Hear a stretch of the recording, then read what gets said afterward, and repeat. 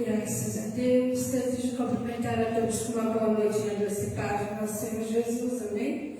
A você que nos assiste, que o Senhor Jesus abençoe a tua vida. Mais uma noite onde nós vamos aprender a grandeza de Deus, a sua palavra nos será exposta, que possamos dar ouvido àquilo que o Senhor tem a nos ensinar nessa noite. Quero convidá-los neste momento a se colocar de pé, amém? Deus é bom para mim e para você. E com o meu louvor eu quero expressar minha gratidão a Deus por tudo que Ele tem feito na minha vida, tudo que Ele tem colocado no meu coração, tudo que Ele tem mudado dentro de mim. Eu quero agradecer, expressar minha gratidão. Feche os teus olhos e vamos adorar a Deus nesse cântico, meu querido.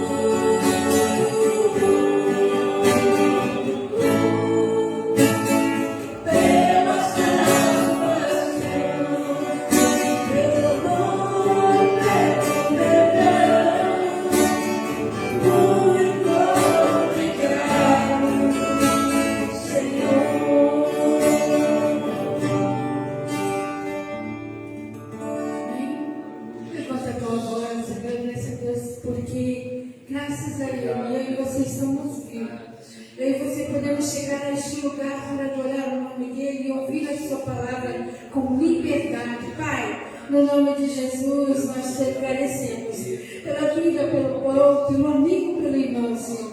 E pelo sol que nasce a cada manhã. Obrigado, Senhor, por todas as bênçãos, Senhor, sobre nós. Obrigado, Senhor, pela salvação gratuita que veio do trono de Deus, Senhor, para nossas vidas. Nós queremos te agradecer e honrar o teu nome, Senhor. Abrir esse culto na direção do teu Espírito Santo. Fala conosco, Deus.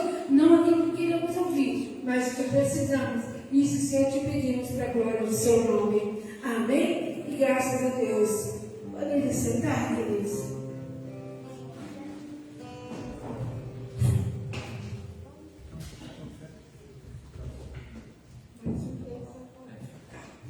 Amados, neste momento eu quero te convidar a curvar a tua fronte e também adorar a Deus com a tua oferta de gratidão. Hoje nós queremos, sim, usar todo o tempo possível para a palavra do Senhor, porque é isso que vai nos alimentar.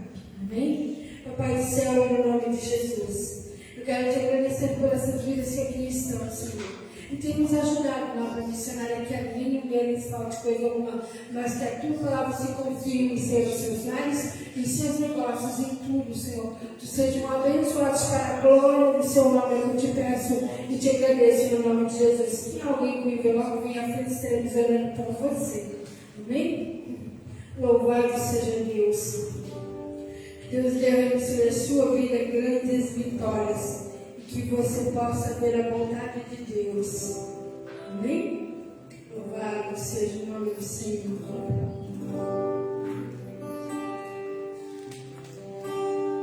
Aleluia. Graças a Deus. Quero te convidar a se colocar de pé. Que Deus derrame da sua água viva sobre a minha e a tua vida. Nos coloquemos de pé neste momento.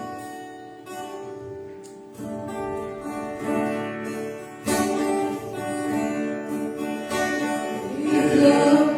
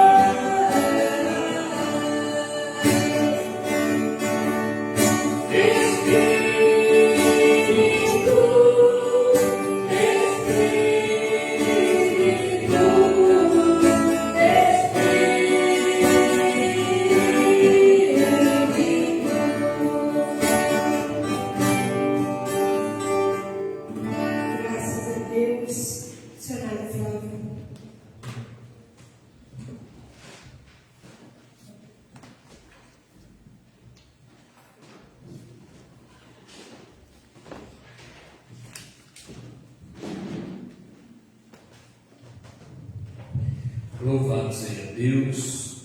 Saúdo a amada igreja e a todos os irmãos que nos assistem pela live. Uma boa noite na paz de nosso Senhor Jesus. Amém? Sejam todos bem-vindos. Que Deus te abençoe mais uma vez. Estamos nesta noite dando continuidade ao nosso estudo e meditação sobre a doutrina sobre o inferno, a doutrina que fala sobre o inferno. Amém? Então hoje nós queremos falar sobre os textos usados no Novo Testamento que vão identificar essa doutrina também.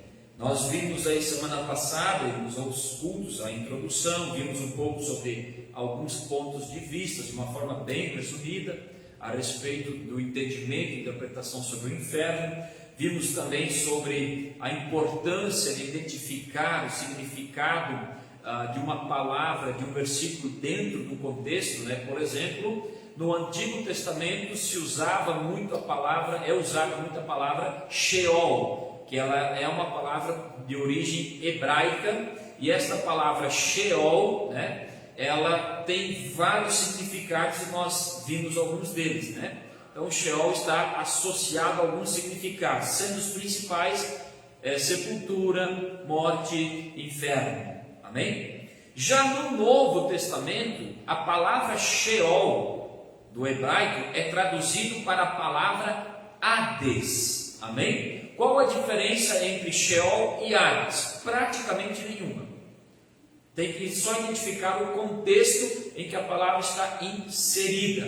Então, a palavra Hades também significa, de modo geral, a palavra Hades também significa inferno, sepultura, morte. Amém?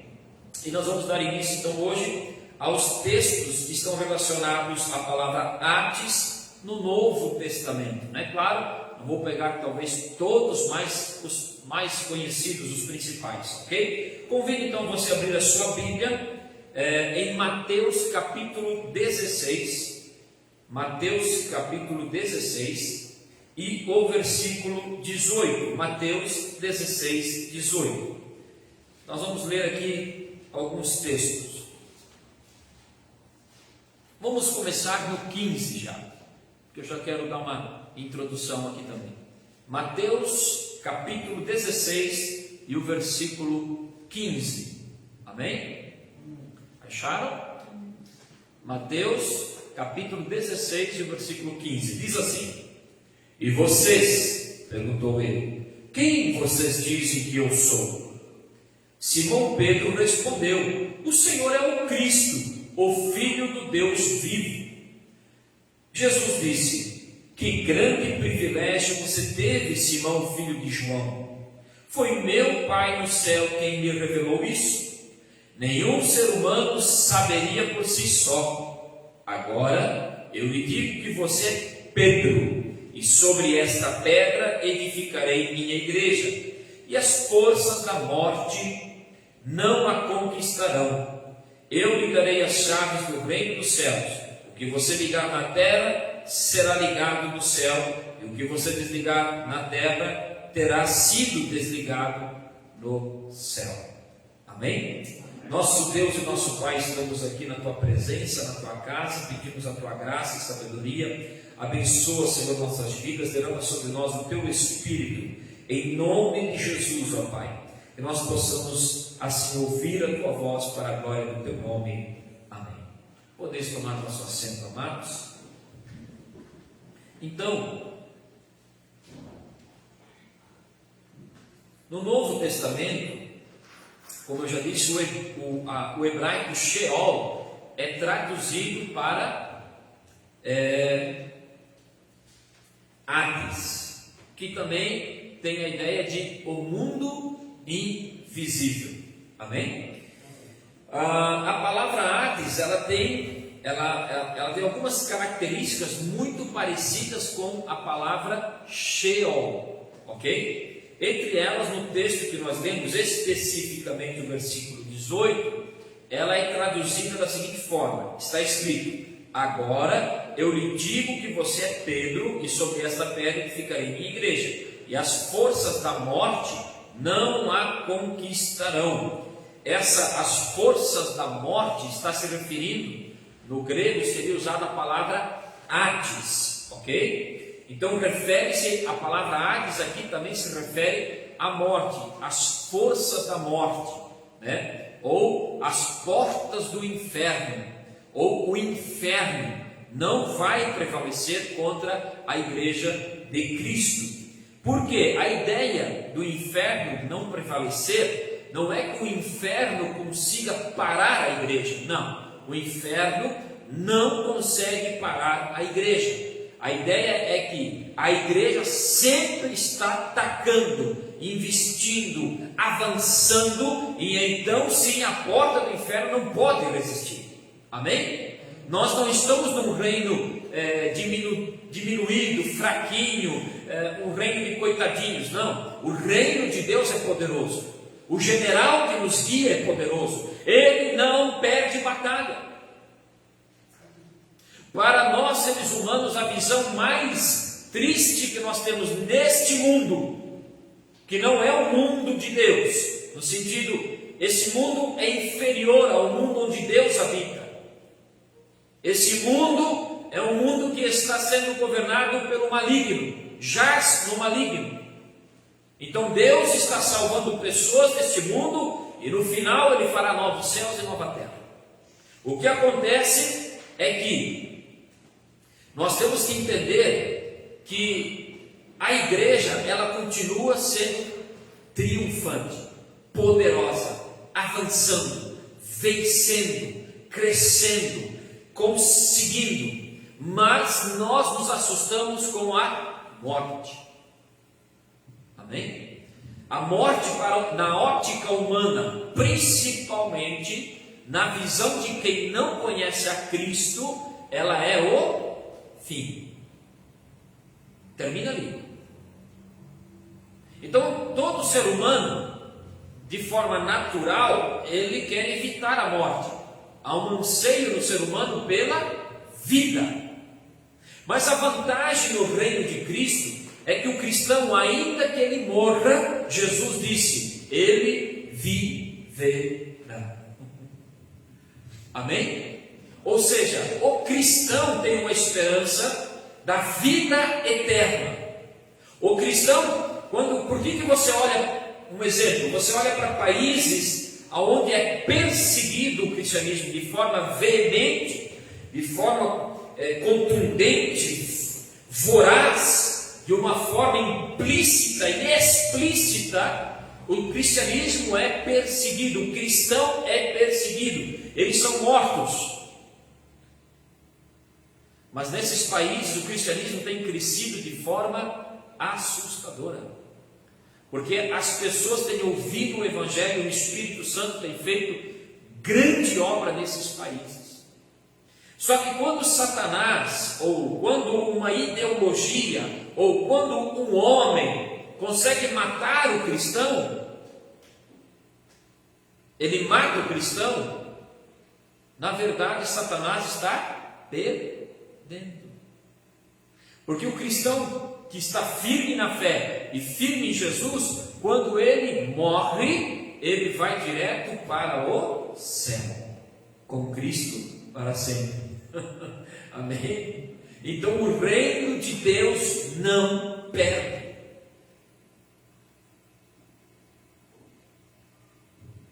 A Bíblia diz que o Senhor tem prazer na morte do justo. Às vezes não importa, a questão não é como eu vou morrer. Se um tiro, se atropelado, se de um infarto, se de alguma doença que vai me levar à morte, não importa como eu vou morrer. Numa cama quentinho, dormindo, não importa como eu vou morrer, não é a questão como a gente morre. A questão é, você está pronto para morrer? Por quê? A verdade é que a morte virá. E nós temos que ter o coração então firmes em Cristo e na esperança da sua redenção. Porque Ele prometeu isso. Aquele que está em Cristo, ainda que morra, viverá. Mas e se é feito injustiças? Homens estão matando cristãos, ideologias fomentados por doutrinas de demônios, eles estão perseguindo o cristianismo por sua ignorância. Nós temos que orar pela igreja perseguida e orar pelos perseguidores, para que Deus tenha misericórdia dos perseguidores, que eles possam também conhecer o Evangelho. Mas não temê-los, e sim confiar em Cristo. É claro que numa situação real, em que você corre riscos, você vai ficar apreensivo, preocupado, quem sabe com medo, no sentido de lutar pela vida. Mas, irmãos, Deus, se nós um dia tivermos que passar por perseguições e por situações difíceis assim, Deus nos dará graça, e a graça necessária que nos basta. A igreja primitiva, os primeiros cristãos, foram perseguidos, sofreram uma grande perseguição pelo Império Romano. Mas a história conta que aqueles cristãos estavam cheios da graça, porque eles não negavam a fé, mesmo jogados aos leões, eles não negavam a fé. Amém? Então nós precisamos ter isso em mente. A igreja sempre estará triunfante e vitoriosa. Jesus, no contexto aqui, pergunta aos discípulos: quem as pessoas dizem que eu sou? Aí os discípulos respondem, alguns dizem que o Senhor é João Batista, outros dizem que é Elias. E aí Jesus pergunta: mas vocês, quem vocês dizem que eu sou? Vocês que andam comigo, vocês que são meus discípulos, quem vocês dizem que eu sou? E Pedro teve uma revelação, e ninguém consegue entender isso se não for revelado por Deus, pelo Espírito Santo. Pedro teve uma revelação tremenda, que foi qual? Tu és o Cristo, tu és o Messias, o ungido de Deus. E Jesus disse: olha, Pedro, que revelação tremenda tu teve, mas isso não foi a tua sabedoria, isso não foi a tua capacidade, isso foi Deus quem te revelou. Olha que maravilhoso isso. Por isso, irmãos, temos que sempre tomar cuidado para não tocar na glória de Deus. Se tem uma coisa que Deus não permite, e Ele não divide a sua glória com ninguém, absolutamente ninguém. Deus é santo, é eterno, é único e é poderoso, e a glória de Deus pertence a Deus.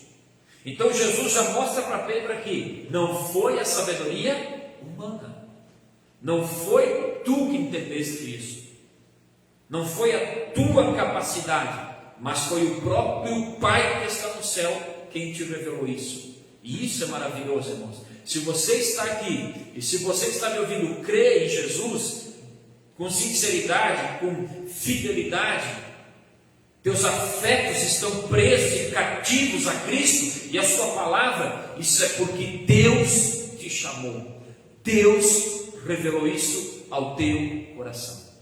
Amém? Então ele continua dizendo: agora eu lhe digo que você é Pedro. E a palavra Pedro significa pedra. Amém? A tradução da palavra Pedro significa pedra. Algumas traduções vão trazer como fragmento de pedra. Pedro, a ideia é que Pedro é um fragmento de pedra, uma pedra. E sobre esta pedra edificarei minha igreja. Algumas traduções vão dizer: sobre esta rocha edificarei a minha igreja. A questão aqui não pode ser interpretada de forma errada. Eu não vou ter tempo de explanar muito, porque eu tenho outros conteúdos, mas aqui, resumidamente, para os irmãos entenderem, a questão aqui, Jesus estaria dizendo assim: o teu nome é Pedro, tu és Pedro, fragmento de pedra. Deus te revelou algo poderoso, mas tu és fragmento de pedra.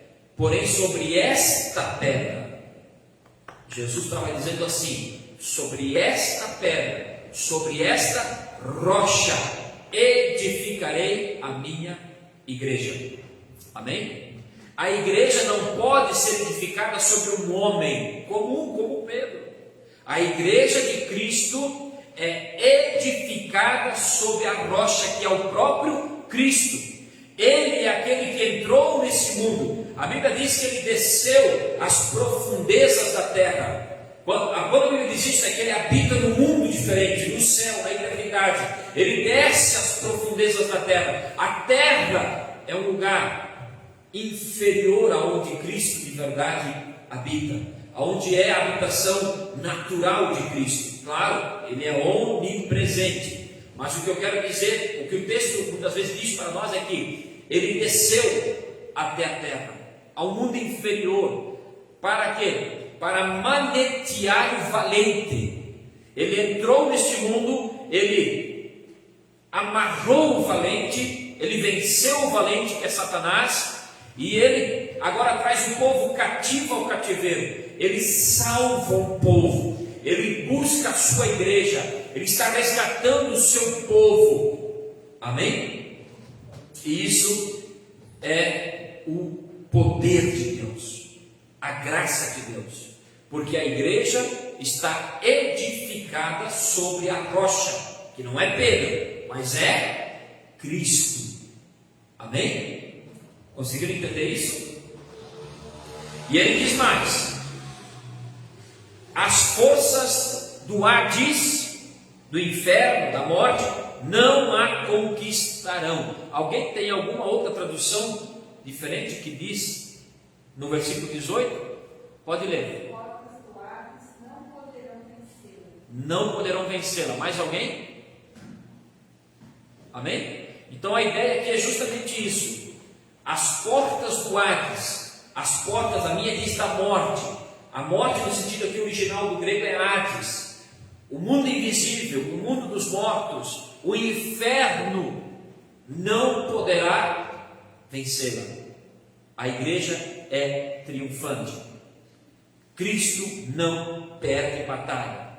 Quando um cristão morre, repito, quem perde é Satanás, porque o crente fiel, ele vai direto para o céu. Ele está salvo em Cristo Jesus. Amém? E ele diz mais então: eu lhe darei as chaves do reino dos céus. O que você ligar na terra será ligado no céu, o que você desligar na terra terá sido desligado no céu.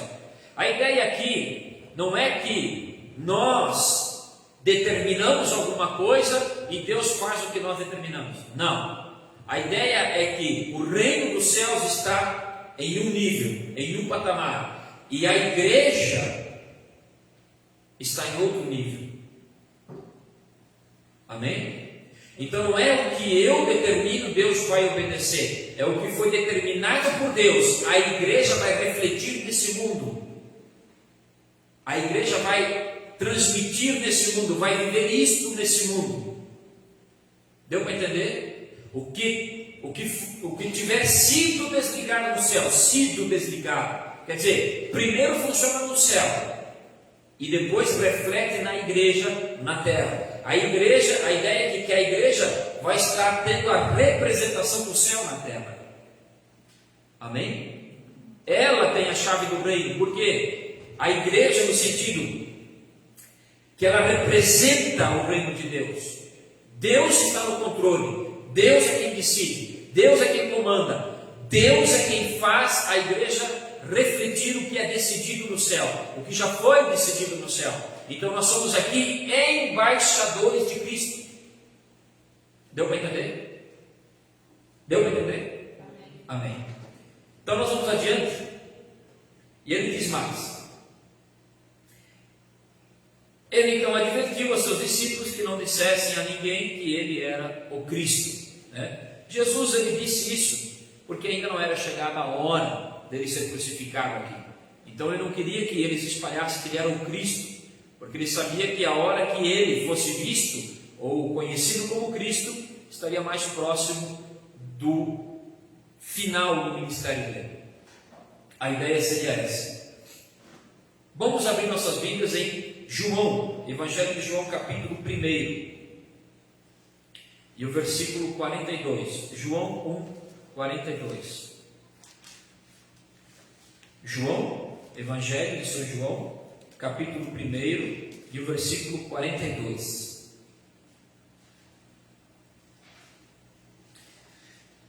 Então André levou Simão para conhecer Jesus. Olhando para ele, Jesus disse: Você é Simão, filho de João, mas será chamado Cefas, isto é, Pedro. E essa palavra Pedro, Cefas do aramaico, como Pedro do grego, significam pedra.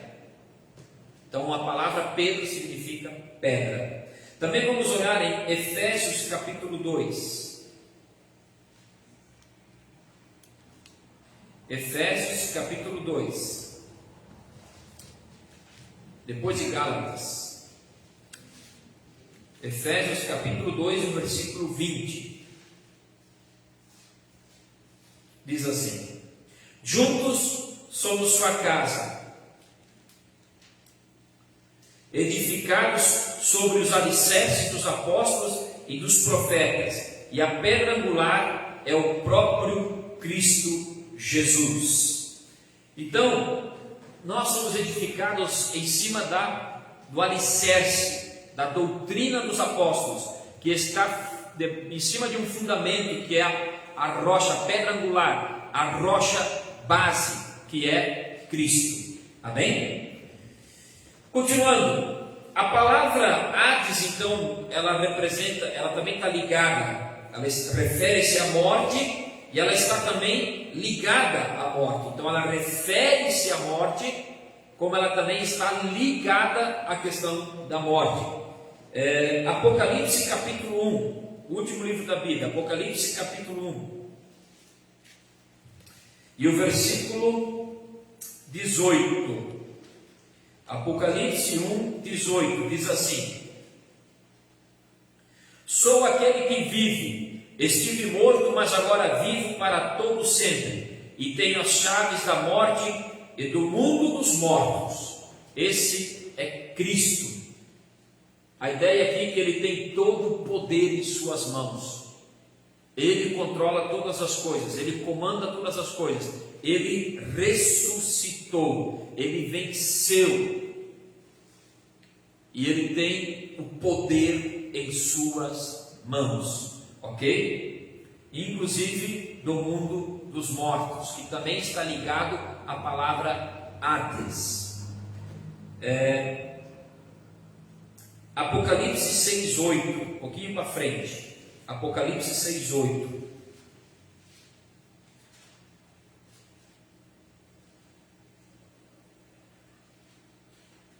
O 7 em diante diz assim: Quando o cordeiro abriu o quarto selo, ouvi o quarto ser vivo dizer: Venha. Quando olhei, vi um cavalo amarelo. Seu cavaleiro se chamava Morte, e o mundo dos mortos o seguia. Eles receberam autoridade sobre um quarto da terra para matar pela espada, pela fome e pela doença, e por meio de animais selvagens. Essa questão aqui também está relacionada à palavra Hades, ok? Está relacionado à sepultura e à palavra Hades. É importante também frisar, e a questão aqui do cavaleiro amarelo não é um amarelo vivo, amarelo no sentido de pálido, amém? Amarelo no sentido de pálido.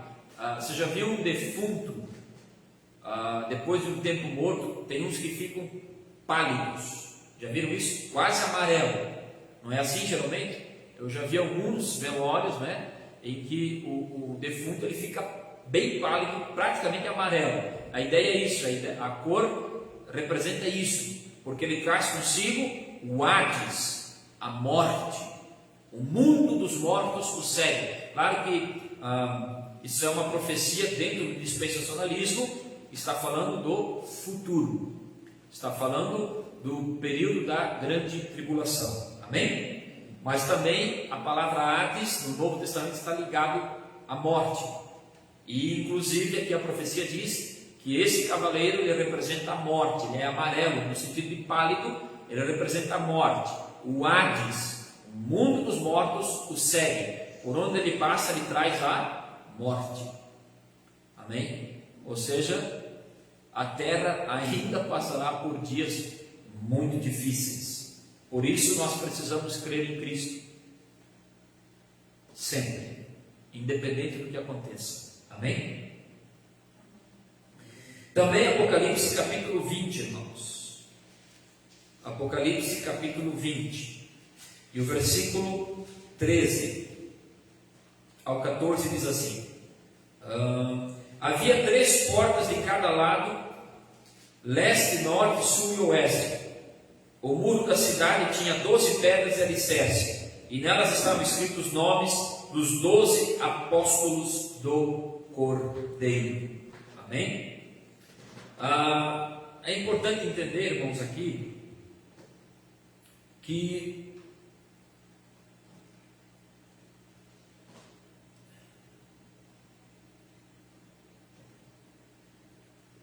eu peço perdão para os irmãos, eu li o texto errado. É 20, 13 e 14. Amém?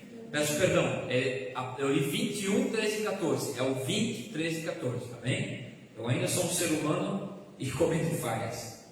Diz assim, o mar entregou seus mortos, e a morte e o mundo dos mortos também entregaram seus mortos, e todos foram julgados de acordo com seus atos. Então a morte e o mundo dos mortos foram lançados aonde? No lago de fogo. Esse lago de fogo é a segunda morte. Lembra que eu falei no início do estudo, explicando sobre Mateus 10:38? Não temo o homem que pode matar o corpo apenas, mas antes temei ao Senhor, que tem o poder de matar o corpo e lançar a alma no inferno. De lançar o corpo e a alma no inferno. Amém? Então Deus tem o poder não só de matar o corpo, mas de lançar o corpo e a alma no inferno. Então esse texto ele explica isso, que a morte, o mundo dos mortos, eles foram julgados, e aqueles que ali foram condenados. No caso aqui, a morte está se referindo à palavra Hades, inferno. Foram jogados aonde? No Guiena, no lago de fogo e enxofre. Amém? E ali então acontece a segunda morte. Só que é interessante isso aqui, que a ideia que se tem, principal, é que os que estão no Hades, no inferno, serão ressuscitados, julgados, e como a alma e o corpo serão agora lançados no lago de fogo e enxofre, no Guiena, que é a segunda e eterna morte. Amém? Então já estão em tormento, já estão sofrendo, mas vai piorar. Amém? Ok. Também, frequentemente, a palavra Hades, ela é um análogo ao lugar de punição permanente, como eu acabei de citar, o Guiena. Mas vamos ler Mateus 11:23. Mateus, volta lá para o Evangelho de Mateus 11:23.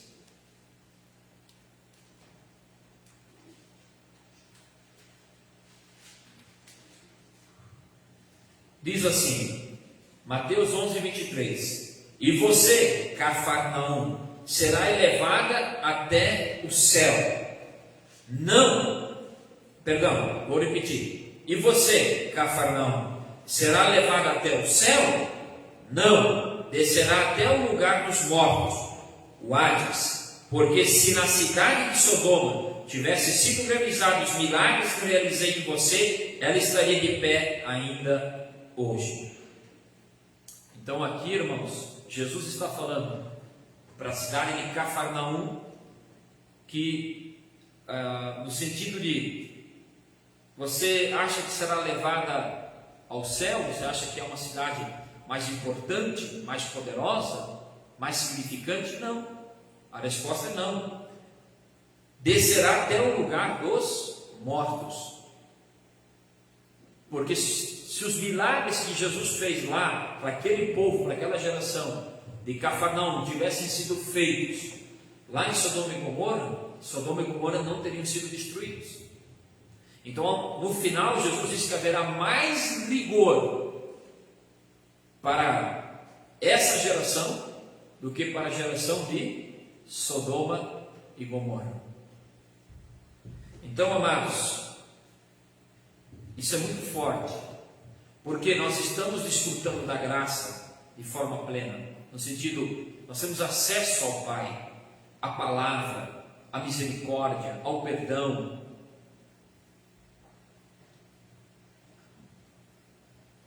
Haverá muito mais rigor para nós do que houve para Sodoma e Gomorra.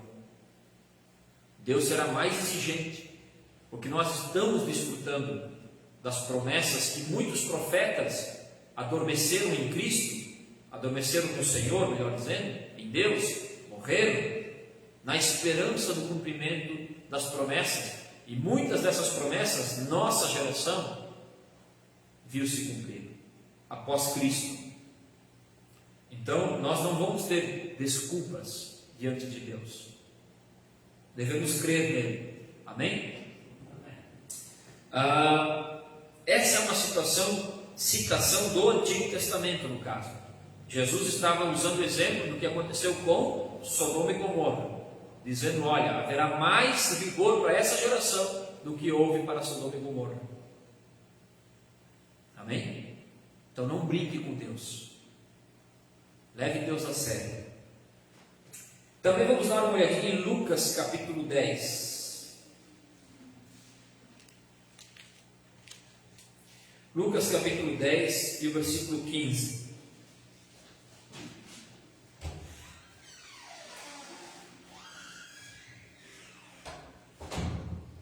Diz assim também: e você, Cafarnaum, será elevado até o céu? Não, descerá até o lugar do Hades, dos mortos. Então veja como é importante você identificar o contexto em que aquela palavra está inserida.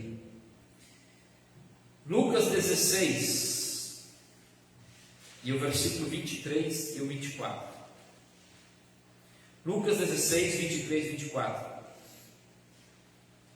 E foi para o lugar dos mortos. Eu vou ler o 22 para ficar mais fácil. Por fim o mendigo morreu e os anjos o levaram para junto de Abraão. O rico também morreu e foi sepultado. E foi para o lugar dos mortos. Ali em tormento ele viu Abraão de longe, com Lázaro ao seu lado.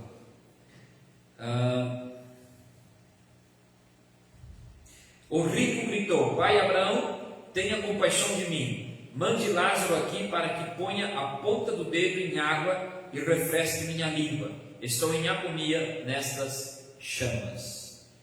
Então aqui a parábola do rico e do Lázaro, ou a história, do rico e do Lázaro, do rico e do mendigo.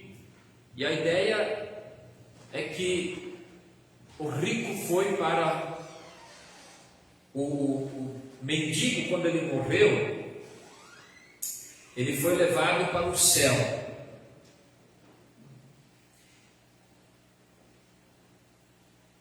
E o rico, ele foi sepultado.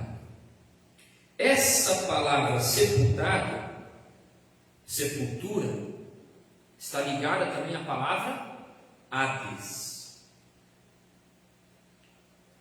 E depois a história diz que o rico foi para o Hades, no Novo Testamento, foi para o inferno. Amém? E o mendigo foi para o céu. Essa é a ideia. Aqui há três, mas duas interpretações mais conhecidas. Porém, eu não vou entrar hoje nesse detalhe. Mas, a grosso modo, a ideia aqui é essa.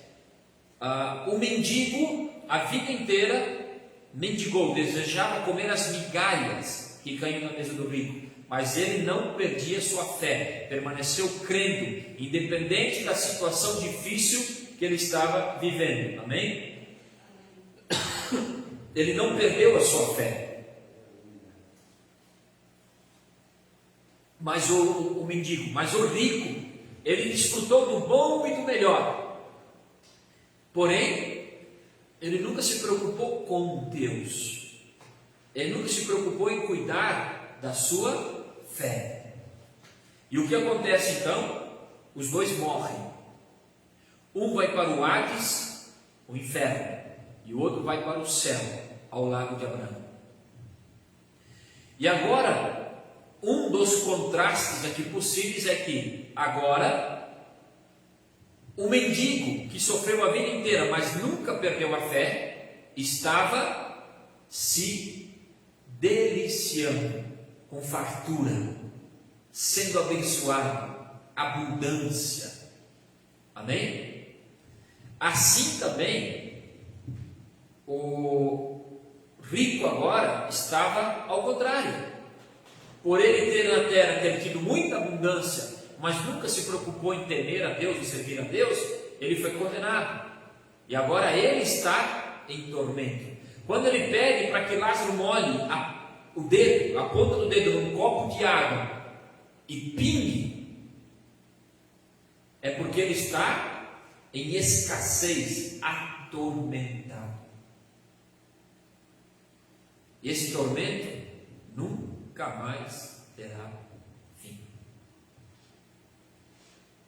Ele só vai ser ressuscitado, vai ver Cristo e a glória de Deus, vai contemplar a glória de Deus no julgamento, no juízo final, e depois terá que enfrentar o Guiena.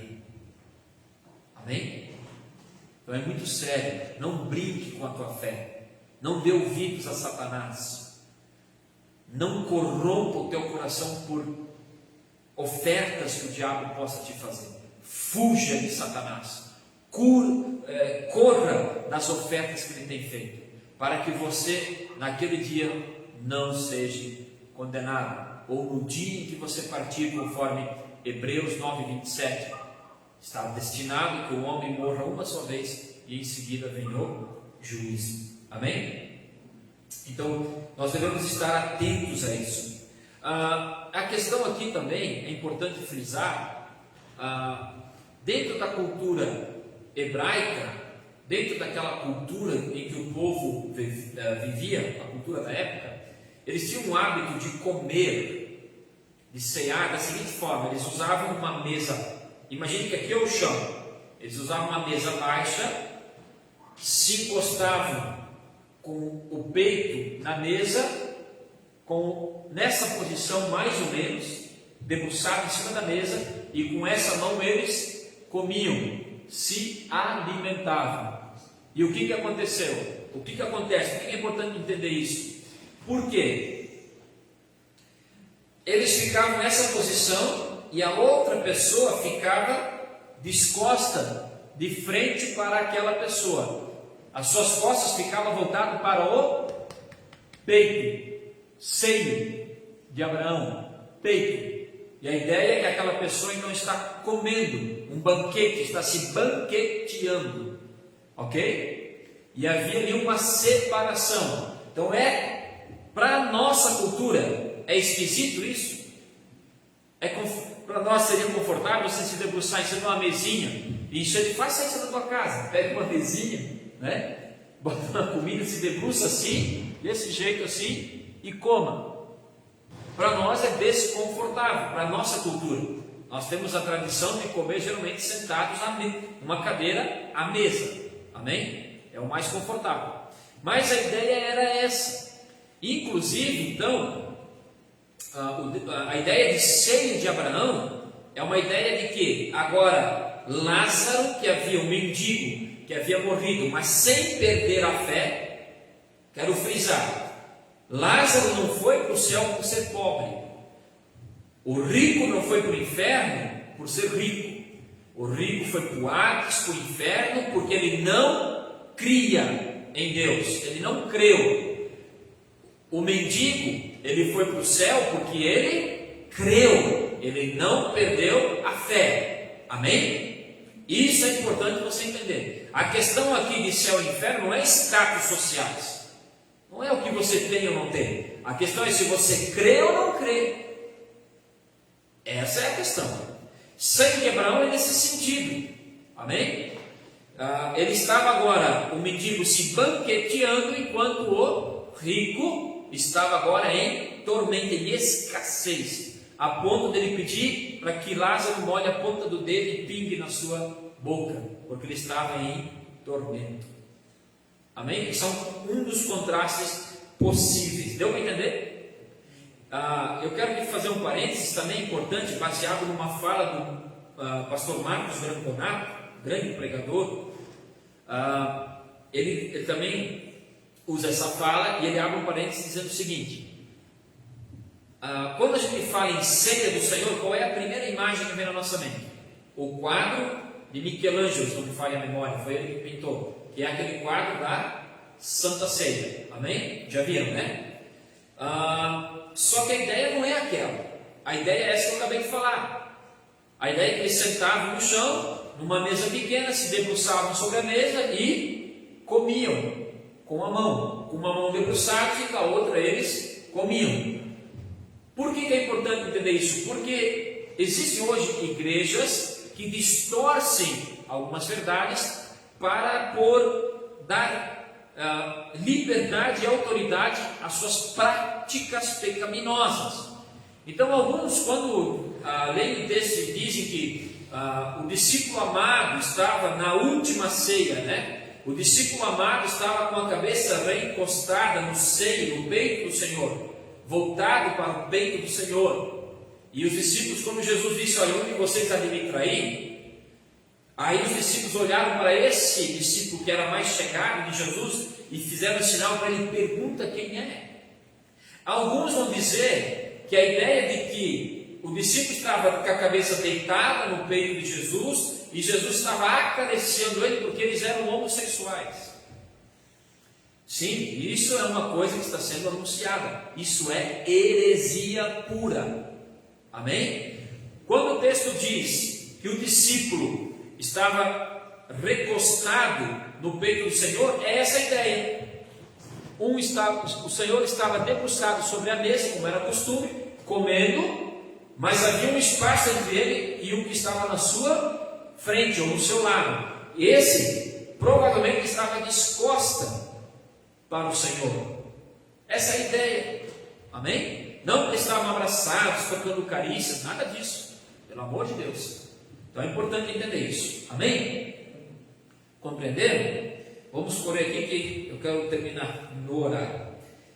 E também a palavra Hades está frequentemente, ela é frequentemente análoga à sepultura, conforme Lucas 16, 23, que nós já lemos e diz: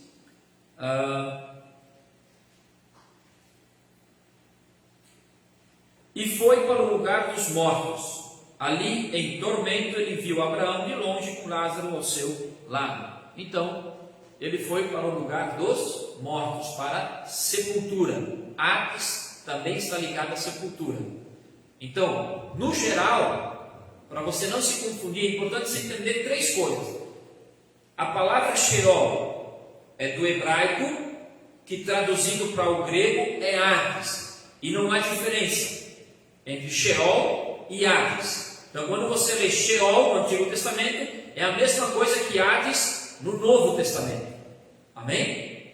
Deu para entender? E o significado dessas duas palavras é inferno, morte e sepultura. Também ligada a outras características, como nós vimos até aqui. Amém? Semana que vem nós vamos dar continuidade a esse estudo e, se possível, eu quero também entrar na questão mais específica da palavra Geena, que representa também inferno.